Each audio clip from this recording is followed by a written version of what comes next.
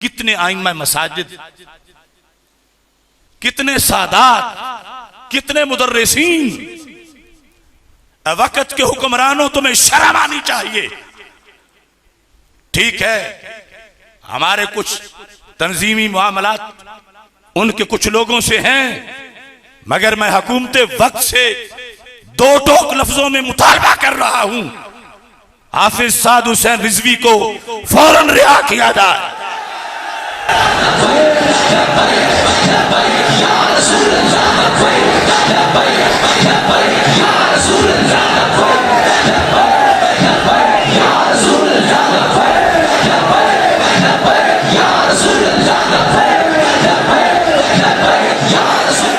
हाफिज साद हुसैन रिजवी को फिलफौर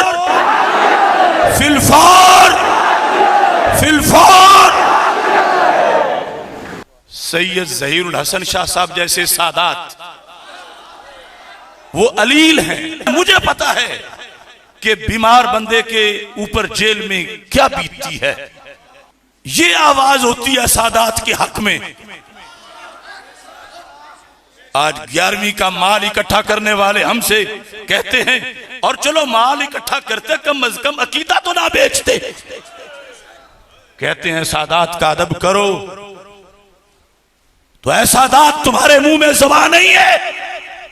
सैयद ज़हीरुल हसन शाह की रिहाई का मुतालबा करते हुए क्या तुम्हारी जुबान गुम हो जाती है? हम मुतालबा करते हैं सैयद ज़हीरुल हसन शाह को फिलफौर रिहा किया जाए।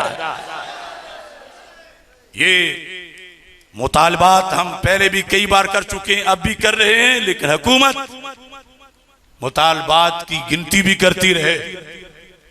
फिर कहते हो तुम अचानक उठ बैठते हो, कुछ बताते ही नहीं। आले सुन्नत से सौतीली मां वाला सलूक मत करो। 20 लाख शहीद जिनका खून इस मुल्क की बुनियादों में है, वो सारे सुन्नी माओं के बेटे थे। तीसरे नंबर पर मुल्क नामूस मुस्तफा सल्लल्लाहु अलैहि वसल्लम, नामूस अहले बैत रदियल्लाहु ताला अन्हुम, नामूस सहाबा रदियल्लाहु ताला अन्हुम के तुफैल मार्ज़े वजूद में आया था। और आज इस मुल्क में जिस कदर तौहीन हो रही है, अलल ऐलान हो रही है, और हुकूमत की बगलों के नीचे हो रही है, और हुकूमत की नाक के नीचे हो रही है, इतना खुला फराड कभी पहले नहीं हुआ था।